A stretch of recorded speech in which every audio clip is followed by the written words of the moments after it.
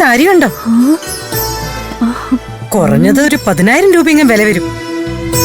ഇത്രയും വില കൂടിയ സാരിയൊക്കെ ജീവിതത്തിൽ ഉടുക്കാൻ പറ്റുമെന്ന് ഞാൻ പ്രതീക്ഷിച്ചതേ അല്ല. എന്റെ ടോപ്പ് നന്നായിട്ടുണ്ടല്ലേ അമ്മ? പിന്നെ അടിപൊളിയായിട്ടുണ്ട്. വിനോദേ, നിനക്ക് കിട്ടിയ ഡ്രസ് ഇഷ്ടപ്പെട്ടോ? ആ, കുഴപ്പമില്ല.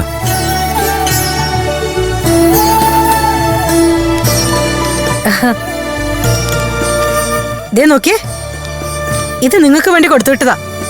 എല്ലാം വില കൂടിയ തുണിത്തരങ്ങളാ. ഓ, അത്രയും കൂടിയതിന്റെ ആവശ്യമൊന്നും എനിക്കില്ല. നിങ്ങൾ എന്താ അങ്ങനെ പറയുന്നേ?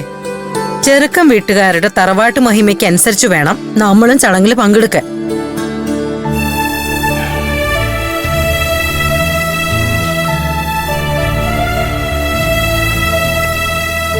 അല്ലാതെ നമ്മുടെ ദാരിദ്ര്യം നാട്ടുകാരെ കൂടി ബോധ്യപ്പെടുത്തി അവർക്കും കൂടി നാണക്കേടുണ്ടാക്കരുത്.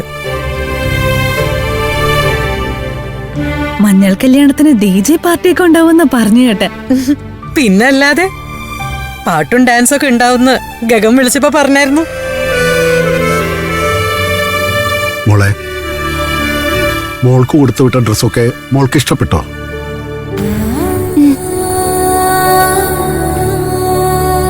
തറവാട്ടമ്മയ്ക്കും കിട്ടിയല്ലോ പുതിയ ഡ്രസ്സൊക്കെ. ഒരു നല്ല ചടങ്ങാവുമ്പോ പുതിയ വസ്ത്രങ്ങൾ അണിയുന്നതിൽ തെറ്റില്ല.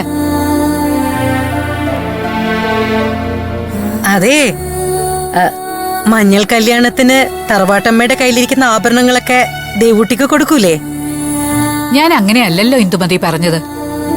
മൂകാംബിക ക്ഷേത്ര സന്നിധിയിൽ വെച്ചുള്ള താലികെട്ടൽ ചടങ്ങിനാണ് എന്റെ കയ്യിലുള്ള ആഭരണങ്ങളൊക്കെ ഞാൻ ദേവൂട്ടിക്ക് കൊടുക്കാൻ പോകുന്നത്.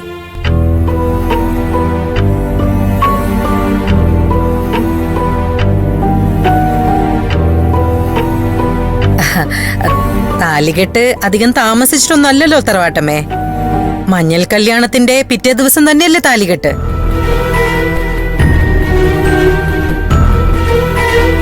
ഒരു ദിവസം നേരത്തെ അതവൾക്ക് കൊടുത്തു എന്ന് പറഞ്ഞാ എന്താ കുഴപ്പം?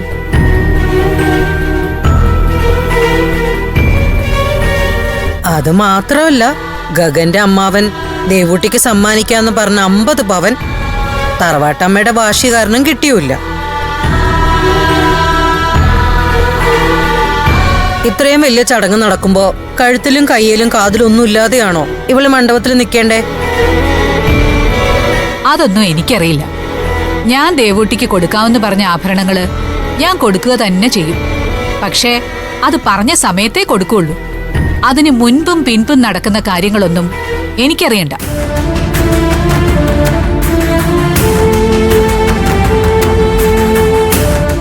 അല്ലേലും തറവാട്ടമ്മ പിടിച്ച മൊയിലിന് 3 ഒമ്പാണല്ലോ. എന്താന്ന് വെച്ചാ ഇഷ്ടം പോലെ ചെയ്.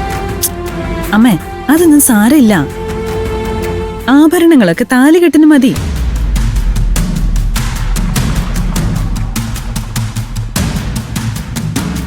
മഞ്ഞൾ കല്യാണത്തിന് പെണ്ണ് അധികം ആഭരണങ്ങളൊന്നും യൂസ് ചെയ്യാറില്ല. അതുകൊണ്ട് അതിൽ അത്ര പ്രശ്നം ഉണ്ടാക്കാനൊന്നും ഇല്ല. ഇനി താലികെട്ടൽ ചടങ്ങിനെങ്കിലും പറഞ്ഞ വാക്ക് പാലിച്ചാ മതിയായിരുന്നു. നിങ്ങളെന്നാ സംസാരിച്ചിരിക്കെ, ഞാൻ കടയിലോട്ടൊന്നും ചെല്ലട്ടെ.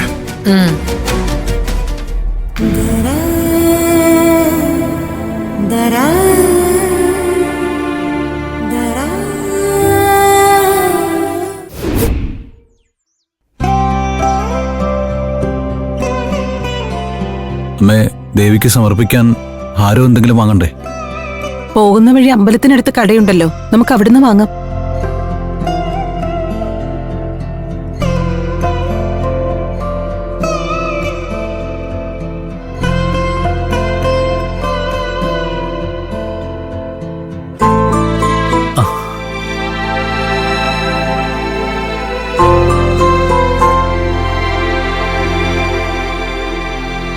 എന്താ മോനെ?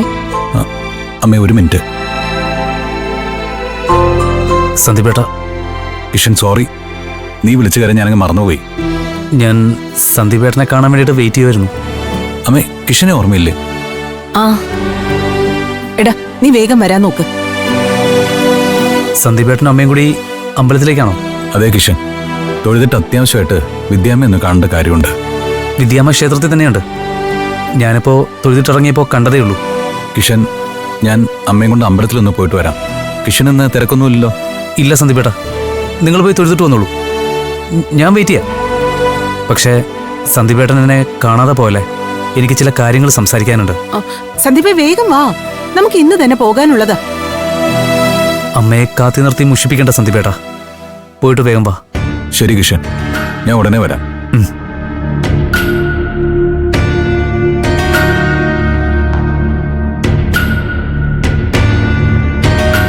ദേ സന്ദീപേ, ക്ഷേത്രത്തിൽ ചെന്ന് തൊഴുത് വിദ്യാമ്മയെ കണ്ട് ഈ മോതിരം ഏൽപ്പിച്ച അപ്പൊ തന്നെ നമുക്ക് തിരിക്കണം.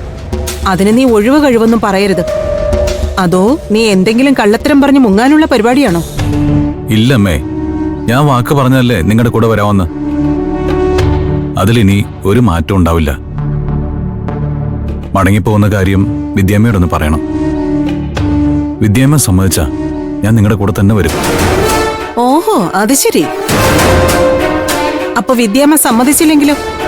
ദേ സന്ദീപേ, ആര് സമ്മതിച്ചാലും ഇല്ലെങ്കിലും നമ്മൾ എല്ലാവരും കൂടി ഇന്ന് തന്നെ തിരിച്ചു പോവേ. മോനെ, അവിടെ വന്നിട്ട് നിനക്ക് കമ്പനിയിൽ കുറെ പ്രശ്നങ്ങൾ പരിഹരിക്കാനുള്ളതാ. അത് നീ മറക്കല്ലേ മോനെ.